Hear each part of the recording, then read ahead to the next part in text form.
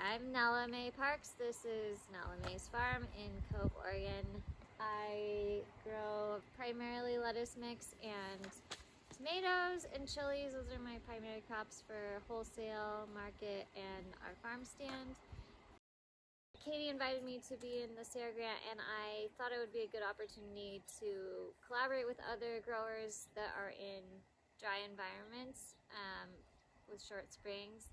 And also, it was just an impetus to be a little more deliberate about experimenting with how I could make no-till and direct seeding work together.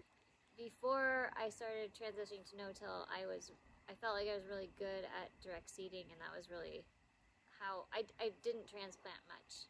I transplanted chilies, tomatoes, eggplant, and that was just because of season.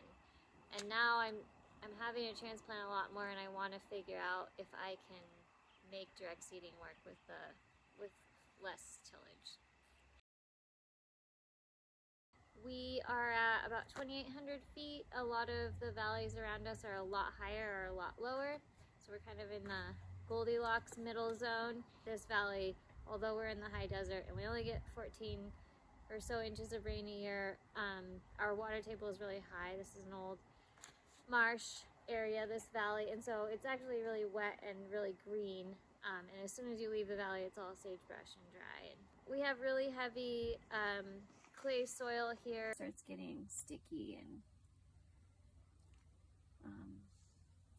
clayey. This is my 9th season, so I've been working on improving the soil for 9 years, and you know, it's a mosaic of good and bad. We use groundwater. We do have 2 ditches here, but they're ephemeral. They don't run all year. And we use well water for irrigating everything on drip. 4 or 6 inch spacing T-tape, half a gallon per hour. And then to get things started, I used to only do this in the spring, but now with how hot it's been the last few years, I've been trying to figure out if I can do more direct seeding in July and August using overhead sprinkling. And so this is a 18-inch, I think, riser. Lettuce and carrots are the main things that I feel like need overhead sprinkling, especially once it gets hotter. They're just really sensitive to soil temperature.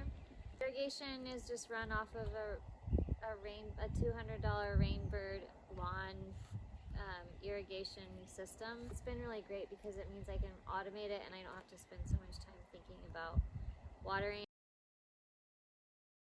For this study or this research project, I was trying to figure out, can I, within no-till, can I get my direct seeding to be successful in July and August? The temperatures have been in the hundreds every single day, and basically no seeds like that. I had the feeling that because of my heavy soil, that was one barrier to good germination in the summer, and the other theory I had was just the seeds weren't staying, or the soil surface wasn't moist enough for a good germination. One bed got tilled with the rototiller, 4 to 5 inches deep. One bed got broad forked, and one bed was tilthed with just the Johnny's tilter, so it just, kind of breaks up the very, very top soil surface. And then they all got a couple inches of potting soil. This is the potting soil. The reason that I use potting soil on the top of the beds is just that I have this relationship with this nursery down the road. They have tons of potting soil that's just out there. It's free. So that's the most friable thing I could think of to put on the top of the beds. In my test beds, I was planting wildfire lettuce mix from Johnny's, which I've had pretty good success with in the summer. They were all planted with the Haas single row cedar, so double rows of that on each tape. And I used the overhead sprinkling on each of them, and then once they had about 2 sets of true leaves, I switched over to the T-tape.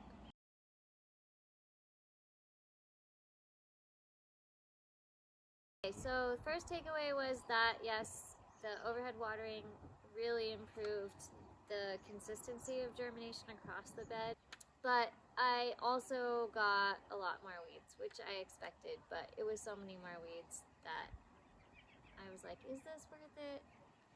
Maybe I should just transplant all my lettuce in the summer. So the second takeaway is that the tensiometer is really useful once the crop is mature. My question really was, how do I get more even germination in the hottest part of the season? And I didn't feel like the tensiometer was useful for that. The bed that was broad forked, so it wasn't tilled at all, performed very differently and acted very differently than the bed that was tilled, to just an inch or so, or 2 inches, and the bed that was tilled down to like 4 inches.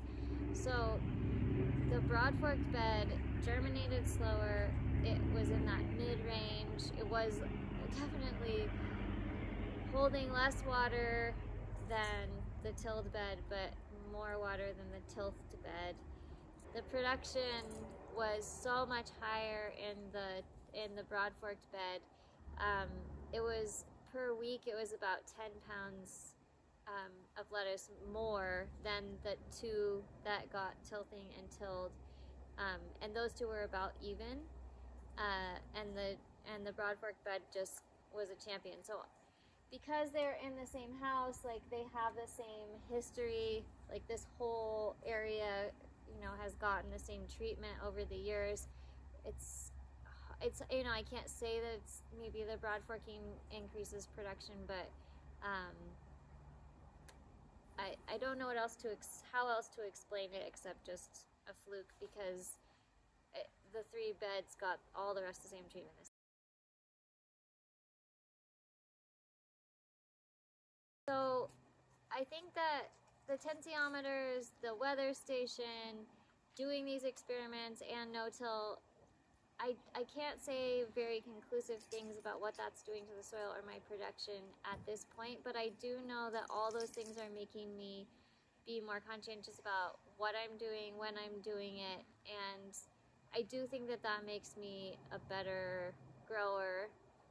Once the crop was mature, it helped me really dial back the water that I was putting in, because I could see that the soil was still moist and I didn't need to water as long. I don't think that it changed how often I watered, but it just reduced the amount of time, because in this climate, as we were talking, there's not a lot of room for error. The temperature just spikes so much and during the day that as soon as anything starts looking wilty, you could be too late.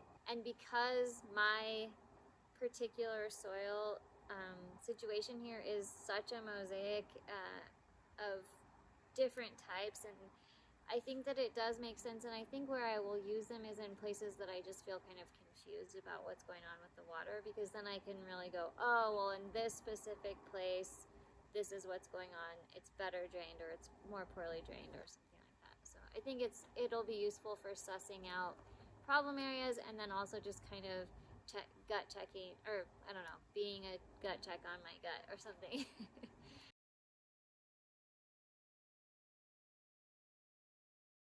I think the most important thing for me to do with climate change is just start earlier in the season. And I think I'm just going to get skunked some years, but I have, covered growing space, and I can mitigate that a lot more. And so this year I started way earlier than I ever have. I was planting brassicas in early February and transplanting them out in like late March, early April, and we did have a really cold April, but they mostly made it. The other thing that I think is so important, and I do not hear enough about it, is bimodal crops. So crops that can really take the cold and the heat. I've read about it in this book, which I should be the poster child for. It's Paul Nabhan's Growing Food in a Hotter, Drier Climate. And I am kind of discovering some of those on my own, such as we were talking about spigariello, which is a kind of Sicilian broccoli that I have found, even though it's really marketed as a heat-tolerant broccoli, it outperformed all the rest of my broccoli when it went down to 20 degrees or 15 degrees in April. I've seen that. So what crops can we grow that can take the heat and the cold? There have to be more than what I've figured out.